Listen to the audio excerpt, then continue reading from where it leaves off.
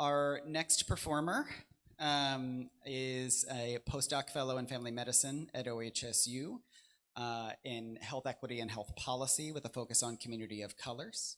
Usually her work forces her to step back and take a 10,000-foot view of inequity in the healthcare system.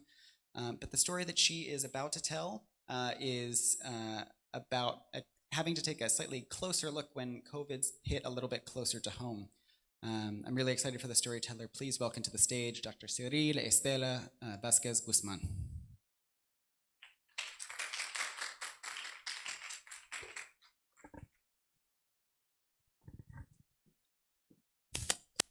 Hola, buenas tardes. Thank you so much for having me. I'm so excited to be here today.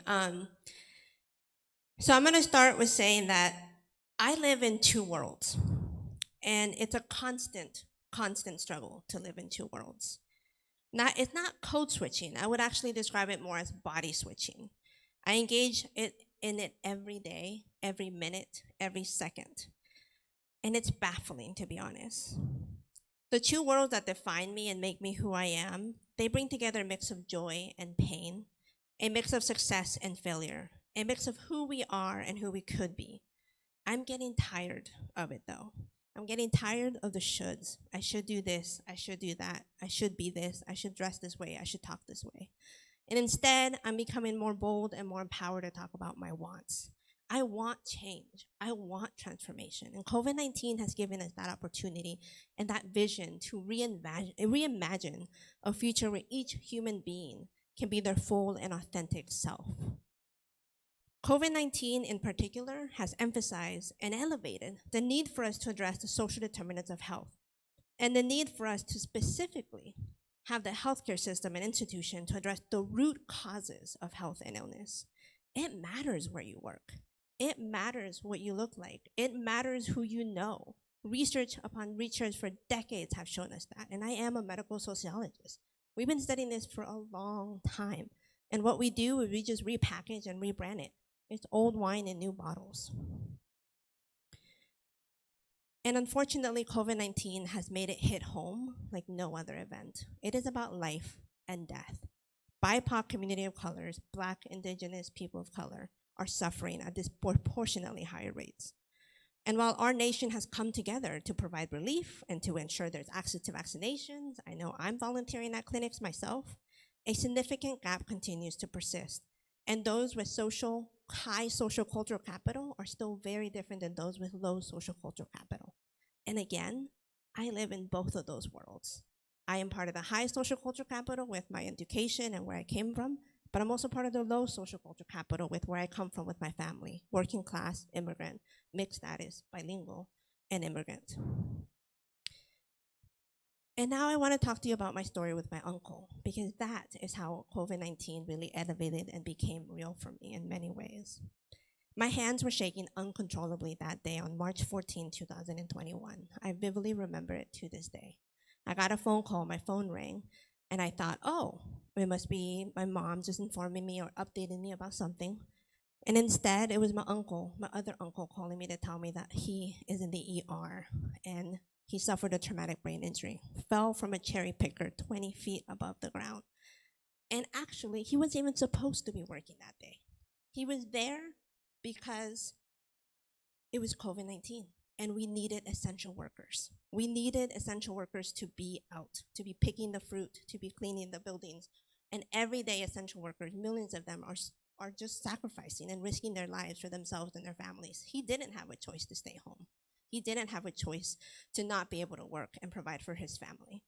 And that day when he fell off the cherry picker, everything changed. I remember my cousin, instead of celebrating his 12th birthday, with birthday candles, surrounded by family in our house with my mother. Instead, he was blowing out his candles on the 12th floor of the hospital with just cold white walls all around us and the smell of just medicine. My uncle went into a coma for about a month, and it was a long month. And COVID got worse really rapidly. No one was allowed into the hospital anymore, and we had to fight tooth and nail just to have my mother stay with him. He was an immigrant. He barely speaks English. He needed some sort of advocacy, and we had to have her in there. And so we called her, we Zoomed her every day, My family and I Zoomed each other every day, and we prayed the Rosemary every single day, praying for a miracle. The priest came, all of it. And the miracle happened. He woke up, but he was no longer my uncle. He was weak. He was frail. He lost so much weight. His muscles were like gone. He couldn't walk anymore. And myself, I suffered an injury myself on a bike a couple months ago. And I remember going through rehab and just learning how to use my hand again, my left hand. And I have a couple inches of a scar there now. But I can only imagine what it's like to have a traumatic brain injury and having to recover your whole body. Not just your physical health, but your mental health, your emotional health, your well-being health, etc. And the healthcare system does a really good job of fragmenting us. The healthcare system does a really good job of having us running around in circles and trying to figure out the care for my uncle. I had to make so many phone calls to the lawyers, so many phone calls to the education system, to the healthcare system, just to get him the care and the therapy he needed. I became his mental health therapist. I became his physical therapist. I was Googling YouTube videos. And there is a plethora of stuff on the internet about traumatic brain injuries. There's a plethora on the internet about exercise and activities, but none of them. Very, very few. I only found one in Spanish. How was I going to communicate and translate all of that to my family? Eventually, he got the care he needed, and now it's been a year and he's still in therapy, and things have not been easy at all. The system has really failed us. You see, my uncle has worked for this employer for 25 years, and no matter how much sweat, blood, and tears he gave them, it meant nothing in the moment of crisis and accident. We were left alone, stranded. And in fact, the system pressured us to settle, and so now we have nothing. He's unemployed, and it's hard to find jobs, especially during these times, and he's not even able to go back to work yet. The healthcare system failed my family also because of the poor follow-up and note-taking of the provider. I understand providers are busy. You have a lot of patients. You have a lot of people. But your words in those medical records are like God. It can literally make or break a case for patients. But we don't give them enough training on how to work with the legal system, how to work with the education system. They just look at one piece of the puzzle. And unfortunately for my uncle, our doctor was not the best advocate for us. The legal system also failed my family because of the overworked system and the inability for us to really advocate. And the education system even failed us, and the metrics used. I remember them asking my uncles lots of questions, and none of it was at a fourth grade reading level, right? None of it was comprehensible for someone who barely had an education. And so, again, my mother was translating, I was advocating, going back and forth and everywhere. I live in two worlds. That was one world. And on the other hand, I was very privileged to be able to work from home. I was very privileged to be able to be among the first ones, because I work at Oregon Health Science University, to get the vaccine. I'm very privileged to know the knowledge of everything, what the viruses and why vaccines are important. And at the same time, I'm among family members who distrust the system, don't quite understand the controlled clinical systems, controlled clinical trials. So I know firsthand what it's like to live in two worlds. And we have opportunities to close this gap now. And COVID-19 has really shed light on the broken, fragment glass pieces all around us.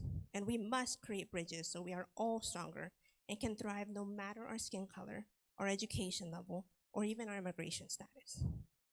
So my ask today is for us not to give up hope, and for us not to forget, not just my story, but the million of other stories you've heard. Because this one, like history happens, it's going to become another historical event. But let's not let that happen to us. COVID-19 has forever changed me, my family, and others, especially BIPOC communities. And as you reunite with your families, don't forget the million of immigrants who have yet to be reconnected with their children. As you reintegrate into the society, don't forget the millions of homeless people who have yet to even have a home. And as you reconnect with the education system, don't forget the many who have yet to even have a good teacher or relationship with their provider. We are a society, and we can make a difference in terms of addressing the social determinants of health. And so I end today with a quote that went viral recently. And it goes like this.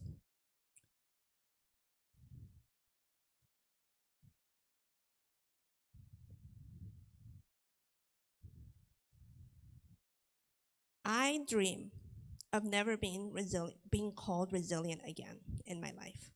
I'm exhausted by my strength. I want support.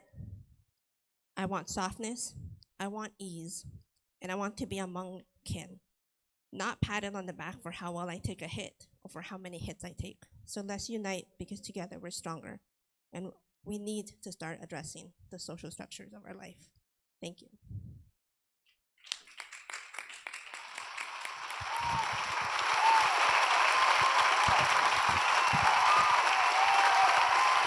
Everybody put your hands together for Dr. Vasquez Guzman.